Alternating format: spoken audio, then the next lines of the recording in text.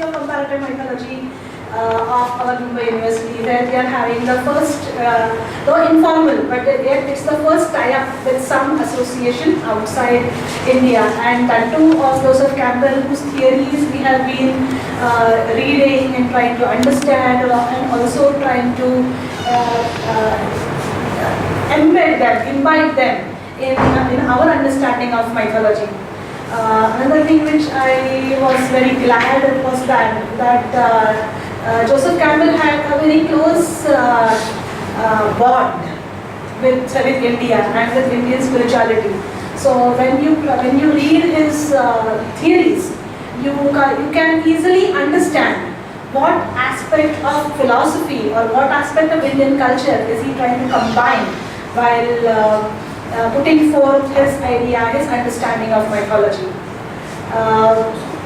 So I'm very glad about the efforts which are taken by our mythology students in propagating our cause, in propagating the cause of our subject, and making it popular not only in Mumbai but also in India, and also now we are a part of the global map as such, and would surely like to appreciate the efforts taken by our students on this note.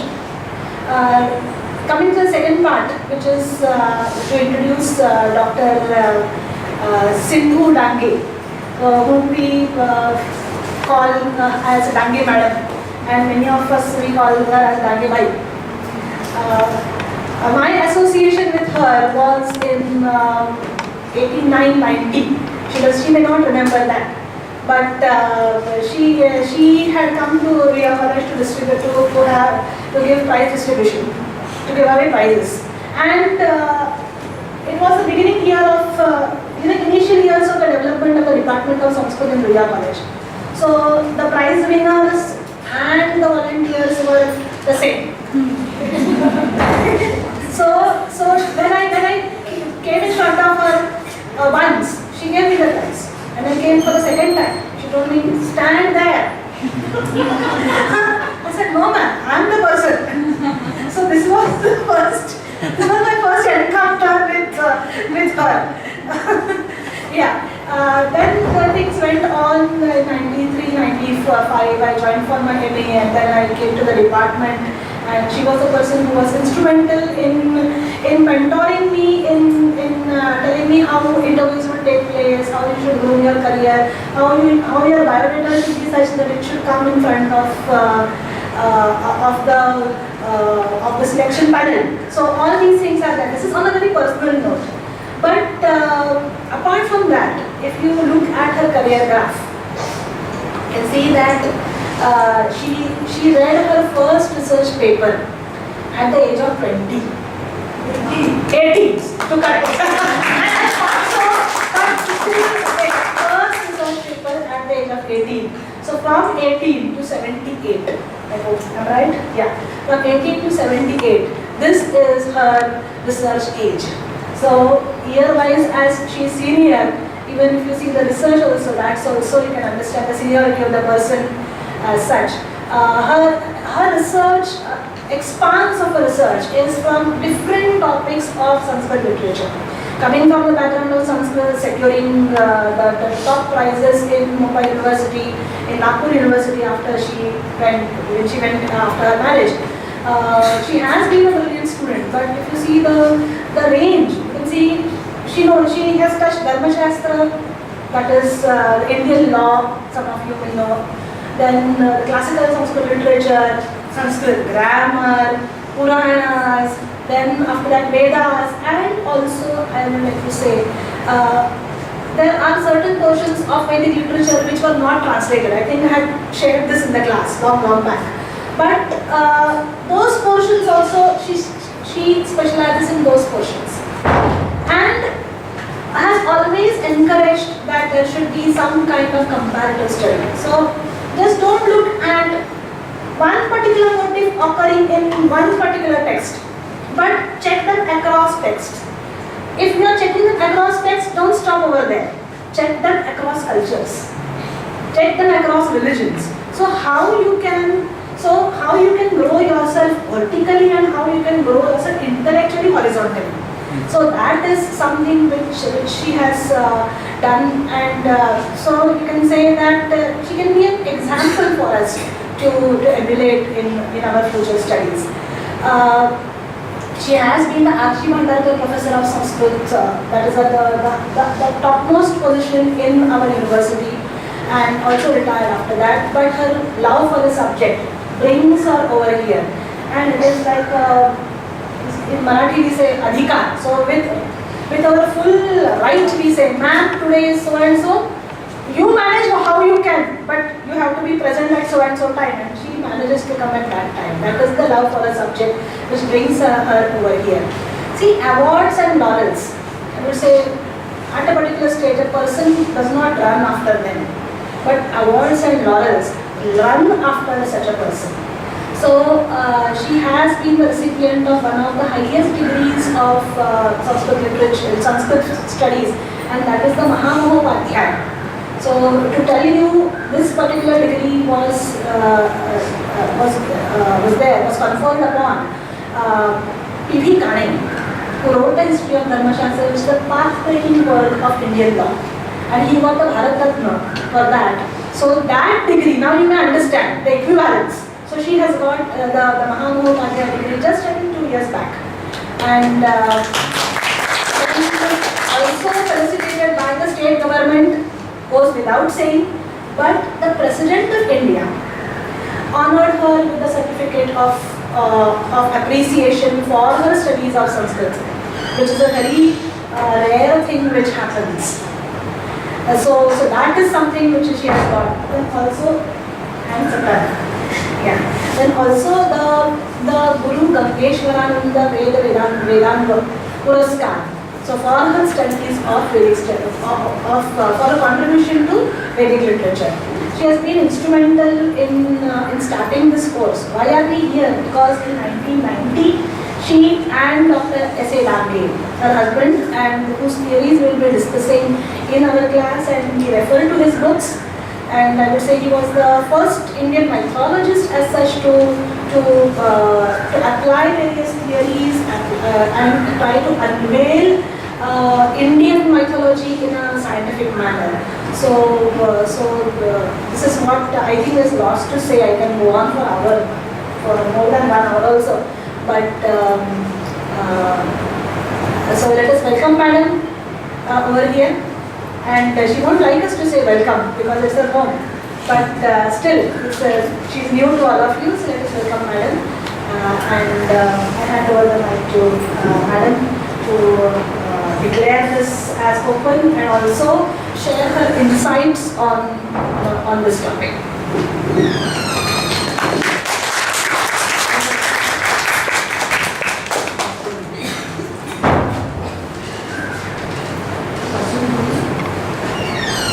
Thank you, Dr. Madhavi.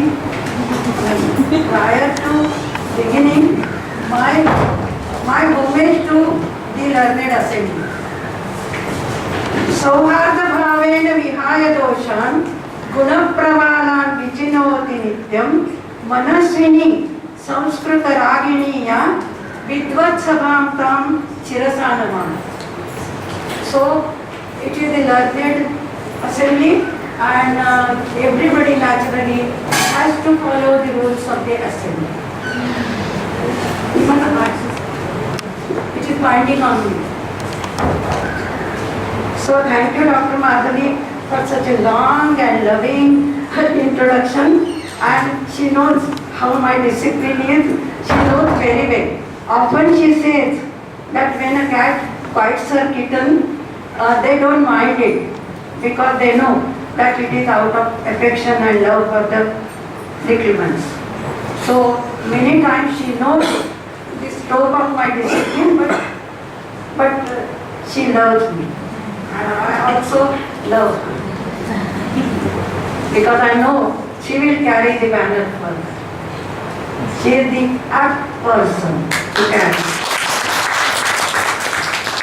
So about this course in short, see, Joseph Campbell, his lifespan 1904 to 31st October 1987. 31st October. And I think just after 1 year, myself and my husband thought of having some such course, comparative mythology. And I gave the proposal to the university. I thought I was to retire in 97. And I thought if I give in 89, how long will it work? How long it will go on?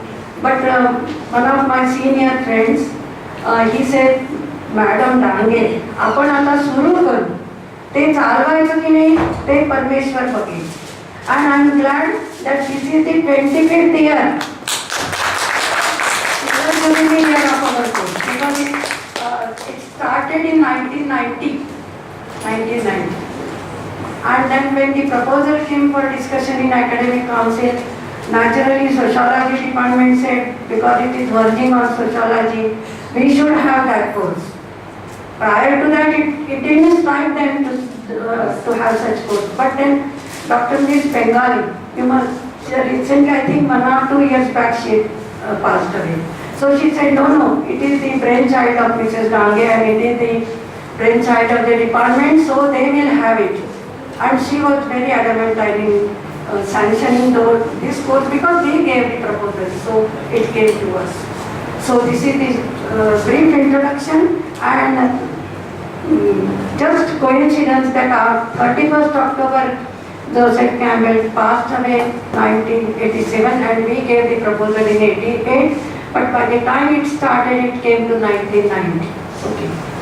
So Joseph Campbell we all know, American writer on mythology and comparative religion, inspiring teacher, popular lecturer, author, editor and translator of many books. You know, he had just leaning towards Indian philosophy because he has translated, he helped Swami Nikhilananda to translate the Upanishads and the Gospel of Sri Ramakrishna. So his first book, a very well-known book, we know, The Hero with 1,000 Faces. One archetypal hero he tried to find out in all mythologies, and the standard path of the mythological adventure of the hero is a magnification of the formula represented in the rites of passage. So he gave 3 stages of the hero. First, separation. Because if the hero has to preach something, he has to get separated from the worldly atmosphere.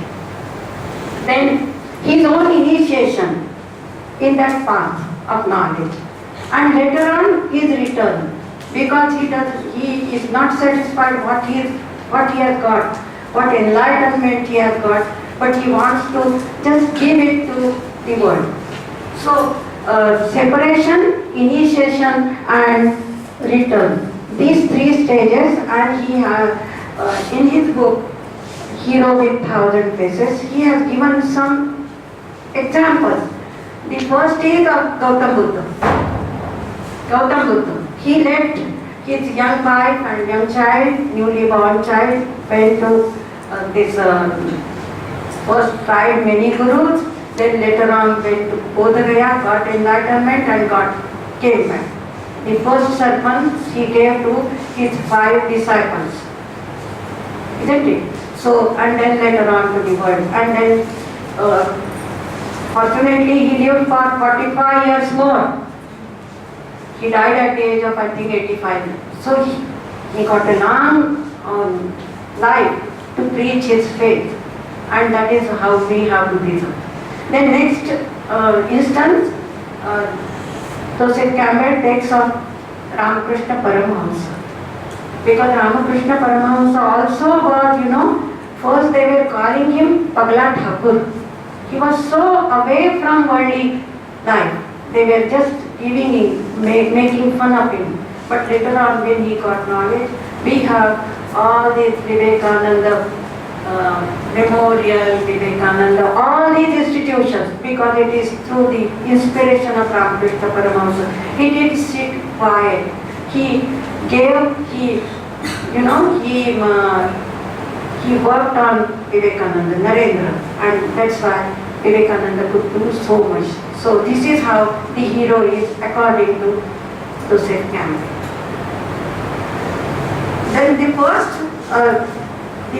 person to use the word is monomyth. Small myth, monomyth, but he admits. Joseph Campbell is very honest to admit that it is not his word, but he has taken it from James Joyce. James Joyce, Finnegan's Wake, that is the name of the book. So from that he took the word monomyth. Then the next important work of Joseph Campbell is the Mass of God. Under that big title, we have primitive mythology, oriental mythology, creative mythology, and occidental mythology. A comparative study of the major world mythologies. And he has found out, he says that well, the God is one, but in all these cultures, the God has taken these masks. So they are actually the masks of eternity. Not mass of God, mass of eternity. That is how. And then he points out how the atmosphere of the myth is. See, a person goes to the church. He gives that example. He leaves his house, then see the problems of the household work, we know. Wife is there, children are there, all this. This is material world. He enters the church, that serene atmosphere. So he just imbibes that atmosphere in him. And then when he comes out of the church, on the street, again he is the same material. So when he enters the church, enjoy the serene atmosphere, that is what myth does for us. When we read myth, we go there. We go to that highest joy. We enjoy that place. So that is what myth does for us. And for him, he writes so good things about myth, Just, of course, in my lecture, I will be just giving you the notes and I will be discussing that. Mythology for him is the song of the universe. It is the song of the universe. The music of the spheres. Music we dance to even when we don't know the tunes. We don't know the exact tunes. Still we enjoy the music. That is what we do about myth. We are hearing its reference. Whether we listen to the mumbo jumbo of some witch doctor of the Congo, or read translations from sonnets of Lao Tzu, or crack the nutshells of an argument of Aquinas, or catch the meaning of an Eskimo fairy tales, whatever we read, maybe we don't understand that, but still we enjoy the myth. Because according to Campbell, this grand and cacophonous chorus began when our primal ancestors were in the hunting stage. So they killed the animal, they sacrificed the animal, that is all. Next stage was agriculture stage. That was very important because they saw with their own eyes that the seed comes from that corn or plant, but the plant dies and then the seed comes out. How life enters death, but again death enters life. That is how. So he says, this is life. He put it from sacrifice to bliss. And praise us, the monumental work, the Golden Book. It is only on this fertility cut about the plant dying and again it comes in the form of the seed. That is how we have. And the epilogue of the hero with the hero of 1,000 faces is very important. He says, there cannot be any final system to know the exact meaning of myth. Myth is like the god, Greek god Proteus. He has a peculiar form. That god has peculiar form. And it is a sea god.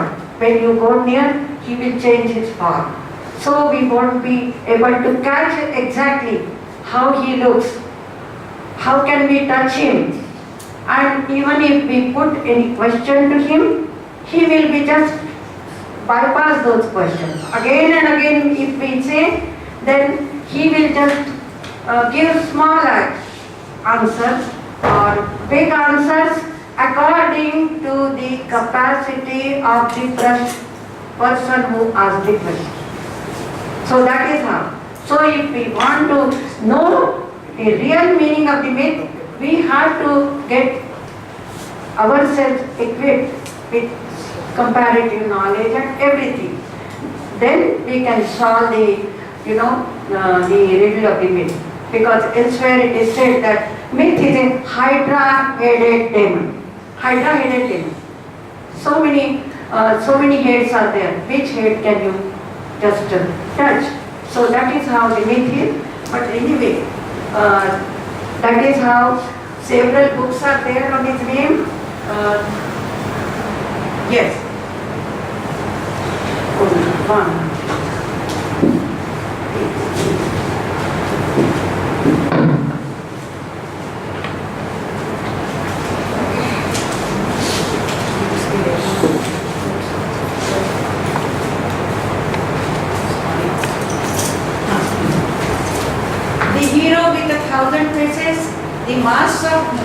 The hero with 1,000 faces, the mask of God, primitive mythology, oriental mythology, creative mythology and occidental mythology, all these fall under the great title mask of God. Then the flight of the white gander, myth to live by. Then the portable Arabian Nights, the portable Jung.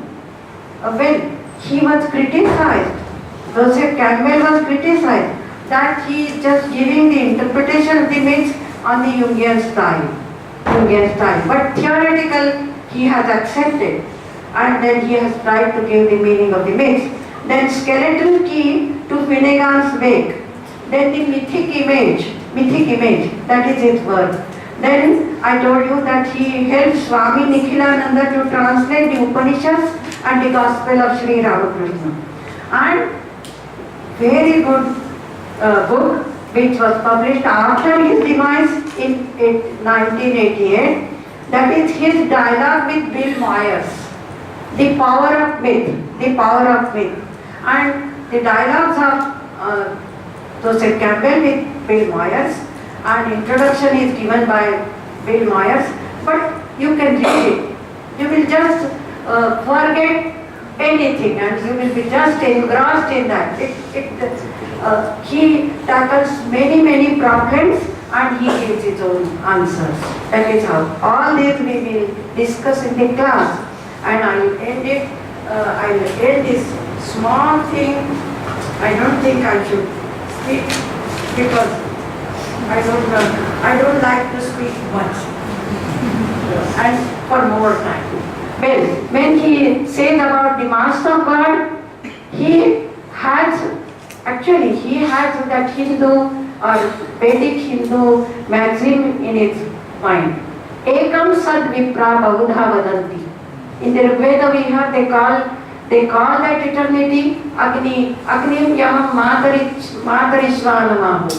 Atho devya suparno garutman. So they give various names to that eternity. But ultimately, the Vipraha, the Norse, they say that it is the only one principle. But people give many names to that. Ekam sat Vipra Pahuda Vadanti. It is only one principle, but the Norse give different names. That is how.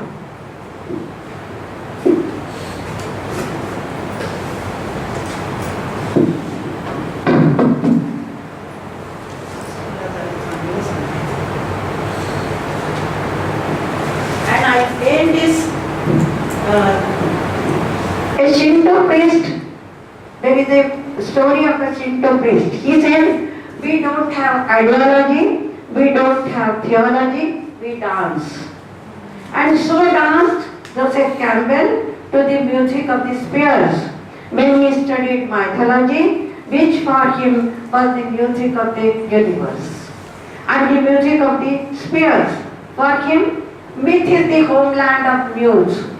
It inspires arts, music and poetry. To see life as a poem, to see yourself participating in that poem is what myth does for you. Thank you very much.